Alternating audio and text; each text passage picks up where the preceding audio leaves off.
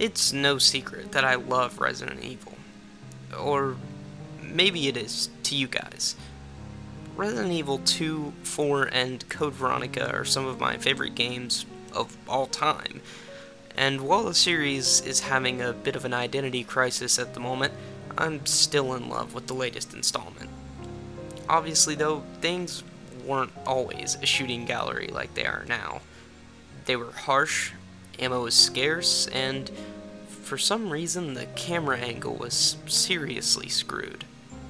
Anyway, today I'll be going over 80 things you might not have known about the series, whether it was an action-oriented game or one more focused on the puzzle and survival elements. But not the movies. No, I have nothing redeeming to say about those. Disappointing adaptations aside, it's time to begin the top 80 things you might not have known about the Resident Evil series.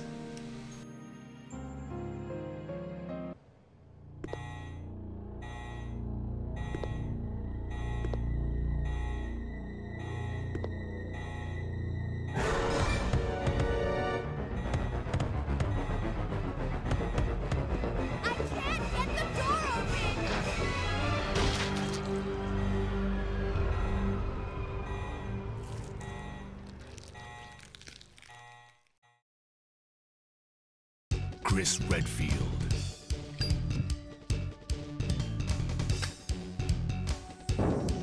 Jill Valentine, Barry Burton,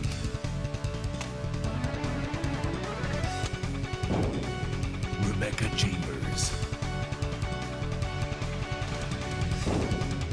Albert Wesker,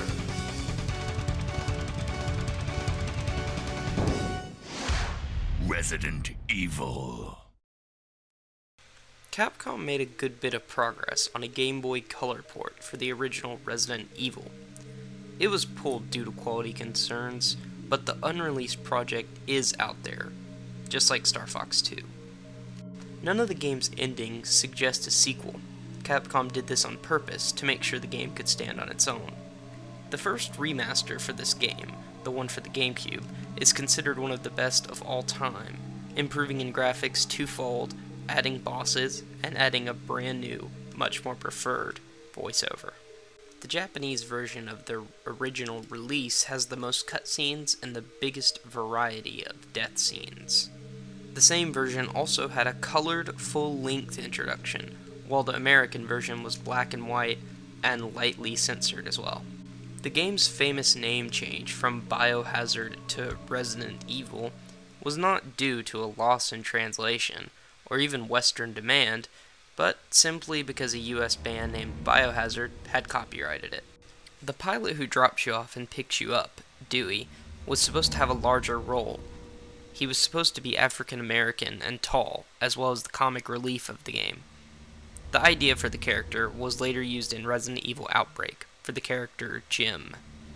Resident Evil was inspired by Sweet Home, a game with the same premise, but instead being a turn-based RPG instead.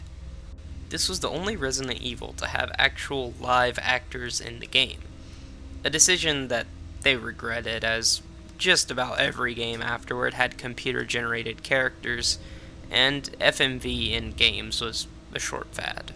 Shinji Mikami cited George A. Romero's Dawn of the Dead as one of the main inspirations for Resident Evil. This isn't the only time Capcom has taken inspiration from an identically named zombie movie. In fact, Dead Rising was so much like the 2004 edition of Dawn of the Dead, Capcom was sued.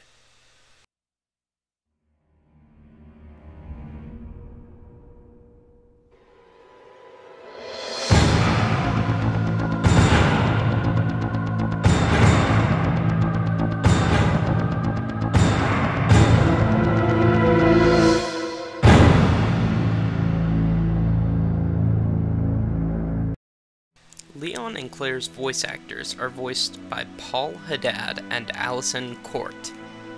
Paul Haddad voiced Nightcrawler, and Allison voiced Jubilee in the 1990s X-Men cartoon. The infected cop towards the beginning of the game at the police station is leaning against a locker with the name JoJo on it.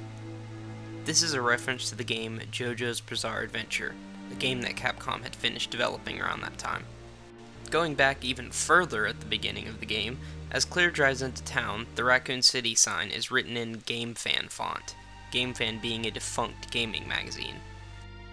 After the truck crashes into the police car during the introduction, a "No Trucks" sign can be seen in the burning wreckage. A group of fans have partially remade Resident Evil 2 using Unreal Engine 4. The version pictured features improved 3D models, animations, textures, lighting, scripts, and sound effects. It features an option to play the game with the classic static camera or with the over-the-shoulder camera style that Resident Evil 4 introduced. The non-profit project was planned on release for PC, but unfortunately with the announcement of Resident Evil 2 Remake, it's been cancelled, with confirmation from the developers. Claire wasn't the first to wear the classic Made in Heaven jacket. Chris's alternate outfit in the original Resident Evil has the same design. After beating the game once, you unlock a sub-game titled The Fourth Survivor, which is a short level where you play as Hunk escaping Raccoon City. After beating that, you unlock a mode titled The Tofu Survivor, where you do the exact same thing, but instead as a piece of tofu. Believe it or not, the game type is harder considering you only have a knife and you take 2 times the damage. If you search Wesker's desk in the STARS office 50 times in a row, a roll of film will suddenly appear. When developed, it shows a photo of Rebecca, wearing a basketball outfit. The picture is labeled Recruit. Unfortunately, this does not help Wesker's identity as a creeper. In the N64 version, you can find a dead hunter in the B4F culture room. This is odd because hunters weren't supposed to be in this game at all, and can't be found anywhere else.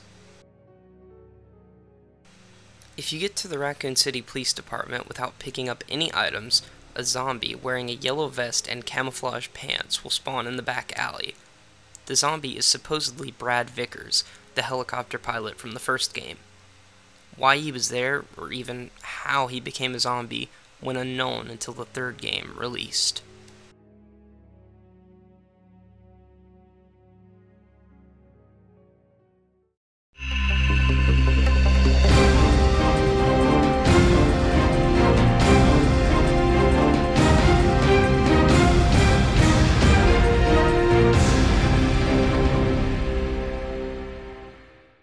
Shinji Mikami was against calling this game Biohazard 3, since he thought Code Veronica advanced the story more than Biohazard 3 did.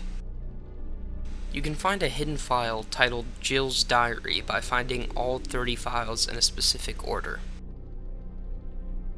Since Resident Evil 2 and 3 take place at almost the same time, you would think that the two protagonists would meet. They don't, but however, the two villains from each game actually do meet in the Chinese comics. Resident Evil 3 originally planned to star Hunk instead of Jill. It would star Hunk's journey to locate a G-Virus sample. Eventually, the game was a separate project titled Biohazard Gaiden. It still had nothing to do with Hunk and was one of the most confusing games in the series.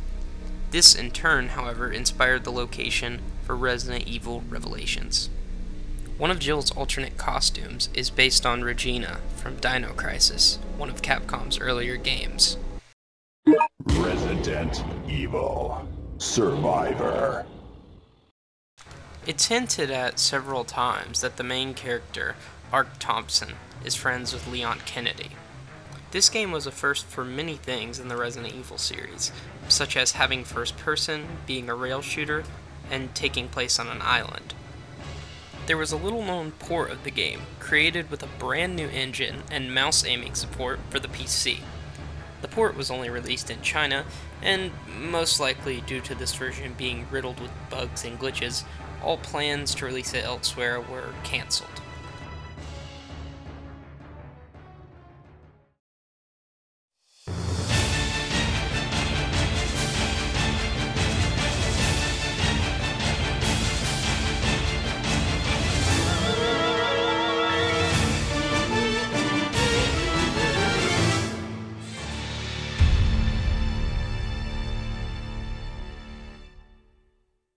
Like I said earlier, the developers of the game, mainly Shinji Mikami, describe Code Veronica as the true sequel to Resident Evil 2, rather than 3. The game's soundtrack gives a clue to a code towards the end of the game. One track titled, "The Code is Veronica," plays the music from the section of the game where you enter a code. Obviously, the code to open the final doors is Veronica. The version for the Dreamcast includes a DVD entitled Wesker's Report, which is a short film made for the 5th anniversary of Resident Evil. It explains to the player what's happened in the series so far, from Wesker's perspective. Due to its elusiveness, it's rarely heard by Resident Evil fans. If you haven't already, I recommend checking an upload of it out here on YouTube. If you're a Wesker fan, it's definitely worth watching. This was the last canon Resident Evil to use the names of the guns. All the future titles use generic or made-up names for the weapons. Some never-before-seen concept art for the game was released February 13, 2015. Some of the more interesting pieces include Jill as the main character and the Ashford family being descendants of Nazis instead. Wow.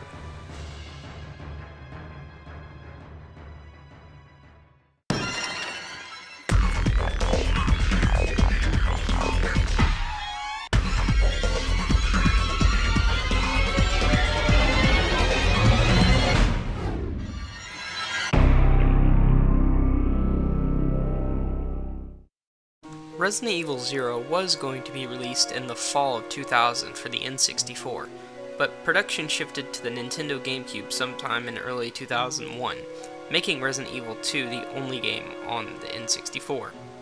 They did make headway on the N64 version though, as you can see. Satoshi Nakai, who worked on the game in early stages of development, originally suggested that civilians be the protagonists for the game, rather than Billy and Rebecca. The two main characters would have been Annie and a different-looking Billy. The original design for Rebecca in this prototype features a beret similar to that of Jill's. It's also in the pause menu as well. There is a pink herb found in the files for Resident Evil 0. It's not available in the main game or seen in any other games. The usage is unknown, and it's remained so for quite some time. Billy Cohen's tattoo says Mother Love. This could be a reference to the band Queen, since Mother Love is one of their songs.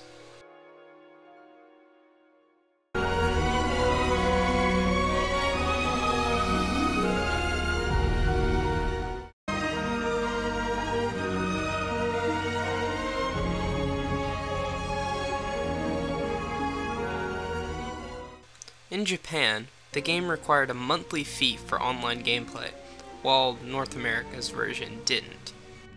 The name of the level, The Hive, is rumored to have come from the movie Resident Evil, where the name of the underground umbrella lab was The Hive. The USA cover for the game uses the same font as the Resident Evil movie did. Capcom shut down the US online servers for Resident Evil Outbreak on December 31st, 2010, and the Japanese servers on June 30th, 2011. Fans loved the game so much that they created a replacement server for the Japanese version. The server was reverse engineered by capturing information between the game and server while it was still running. However, since the different regions used matchmaking services that were different, and packets were only captured for the Japanese version, they can't create a version compatible with the US version of the game. 18 scenarios were planned, but most of them were cut, or relocated to Outbreak File 2. Some of the scrapped character models can be found in the game's data, and are usable through something like an emulator or GameShark.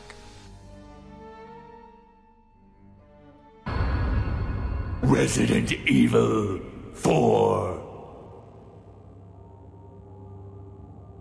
We know that this game was one of the few to escape from the cursed development hell, being remade 4 times. The earliest version was announced for the PlayStation 2. This build was eventually cancelled as a Resident Evil game, and became the title we all know as Devil May Cry. Development was then moved to the GameCube. This version shows Leon fighting a mist-like virus. One more version was created and cancelled before Shinji Mikami took over and transformed the title into the final product. In Japan, an exclusive DVD bonus disc included with the game has this footage from when the second version was made. Resident Evil 4 was a first for just about everything in the series today, changing the camera angle entirely and giving us a new over-the-shoulder perspective, removing staple enemies like hunters, giant spiders, and even true zombies, and making the dialogue a little less cheesy. The Broken Butterfly has a description which references the film's sudden impact. In the movie, Clint Eastwood says, "Go ahead, make my day," while holding a revolver. The description for the Broken Butterfly reads, "This will make anyone's day." During the holdout in the cabin, shooting Lewis enough times will trigger this cutscene. Adios, Leon.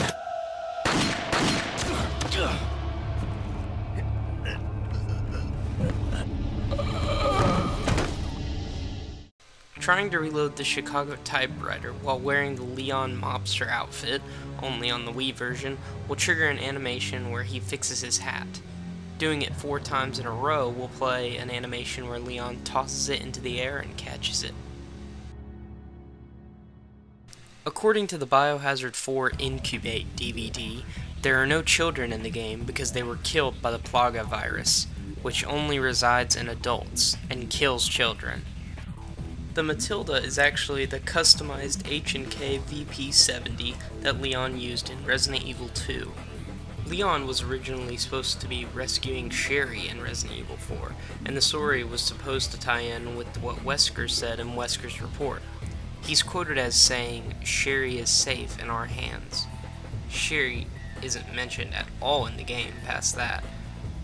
That part was removed from the 10th anniversary edition of Wesker's report. After meeting Lewis in the abandoned house and being infected with the Plaga virus, Leon wakes up to find his jacket stolen. In separate ways, Ada comes across a group of Ganados. One of them is wearing a very familiar jacket.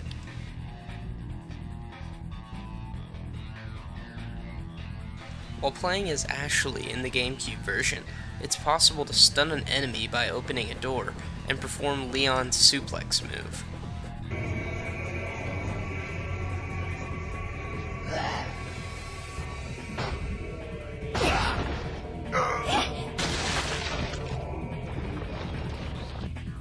In the prototype for Resident Evil 4, the one that was closest to being finished, it was stated that Leon would be infected and have mutations to his body, similar to Krauser.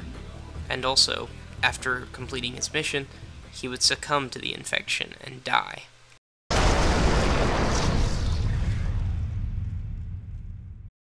This is the only Resident Evil game that has the F-bomb in it, and it's only used pretty sparingly. It's used once in the story and once in Desperate Escape.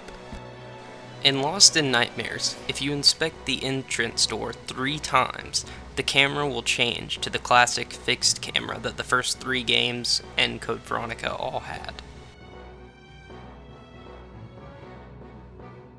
One of the biggest coincidences ever, there's a movie named Evil Resident with no connection to the Resident Evil universe whatsoever. There's a character in said movie named Iman Valentine, played by actress Eva Ladere. Eva Ladere went on years later to play the voice actor of Sheva. Wesker's physical attack in Mercenaries is named Tiger Uppercut. This could be a reference to Sagat's special move in Street Fighter, a pretty overpowered one as well.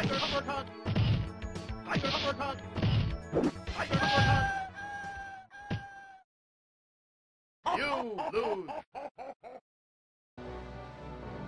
At several points in the game, you can find a poster. The poster is advertising an album from a woman named Paula Hopkins. The album's entitled Mother. This may look familiar to Capcom fans, as in Dead Rising 1, you can find the same album, but instead you can use it as a weapon. The drug that Wesker uses to keep his virus repressed has this written on it: "Caution. do not give to children under 2 years of age, except on doctor's advice. Shinji Mikami didn't play Resident Evil 5 until 2011, 2 complete years after the game came out. It's most likely because he was afraid someone was ruining his work. At the end of the game, Wesker falls chest deep into lava and is blown up by 2 rockets. According to the lead producer, this is the death of Wesker. Quoting him, "Even if you want Wesker to come back, there is no chance he's coming back from that."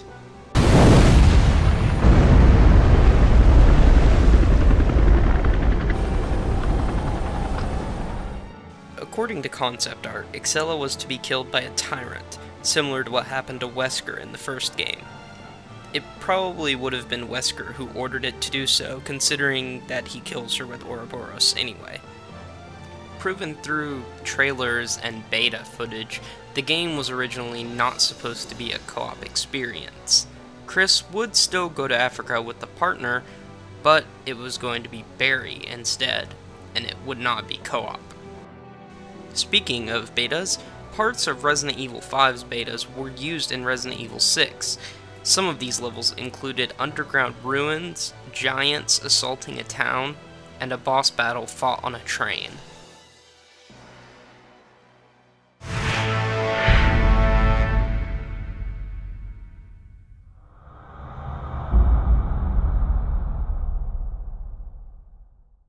The early trailer for this game completely changes the story. Here it is in its entirety. I can't even explain it.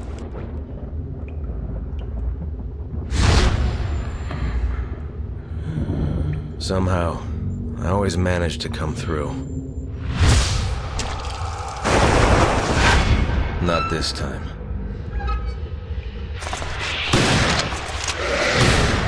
I messed up.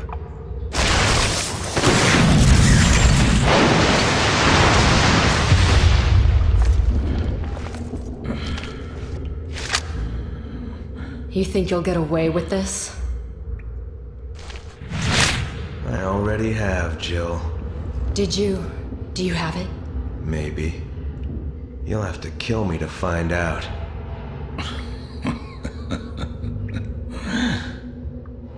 And what would you do if you found it? It doesn't matter, because you're already. No one ever figured out who that man in the chair was. Jessica's report is a 20-minute summary of the game's lore, unfortunately only for Japan. In said report, and early trailers, there's evidence that Rachel was planned to be a playable character in the main story. The original 3DS version shipped with the title misspelled as Resident Evil Revelations on the side of the box. Thousands of copies still exist with this mistake. For whatever reason, Hunk is in the original trailer for the 3DS as well, even though he isn't in that version. If you use the Genesis on either Clive O'Brien or Parker Luciani, they both have extra dialogue when you try to scan them. Here's Clive's.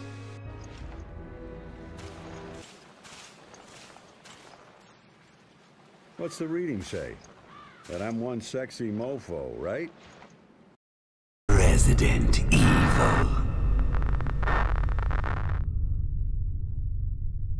Before the game launched, a promotion titled Inserted Evil was created to advertise the game. The promotion involved a variety of puzzles, where the player had to find clues to expose the Umbrella Corporation.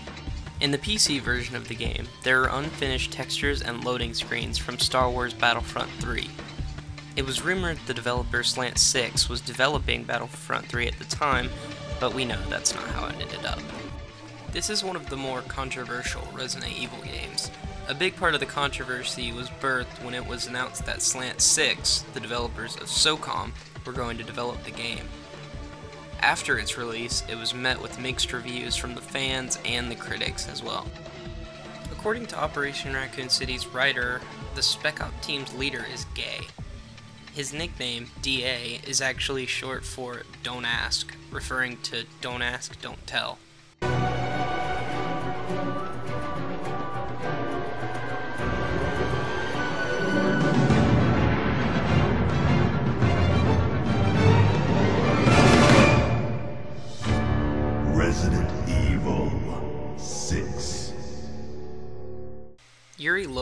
is incorrectly credited as Yuri Lowenthal during the credits of Leon's campaign. Several TVs in the game are made by a brand named Yashichi. The emblem next to the word is a common emblem among many Capcom games, used all the way back in 1985. In the beginning of Chapter 3 as Chris, you can get on a panda in the playground.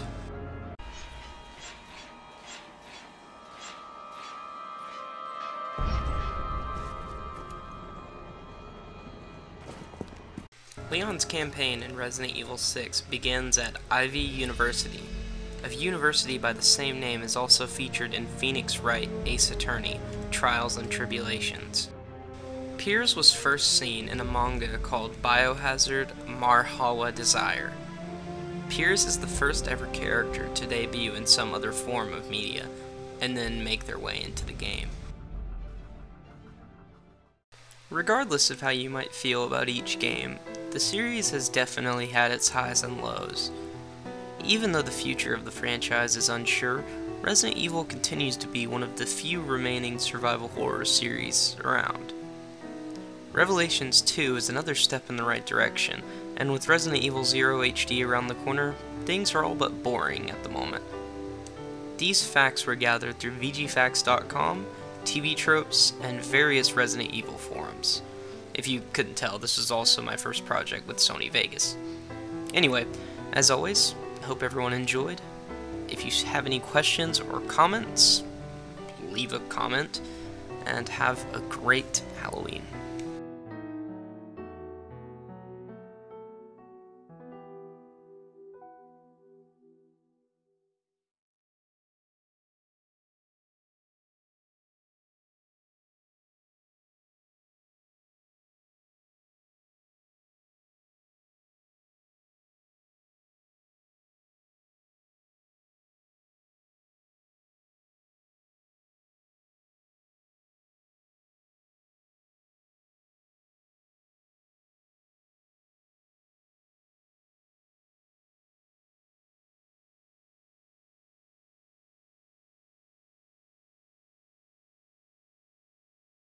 Tell me, who do you work for?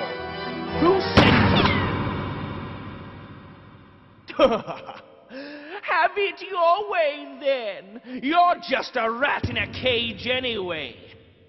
I'll be sure to keep you entertained before I dispose of you.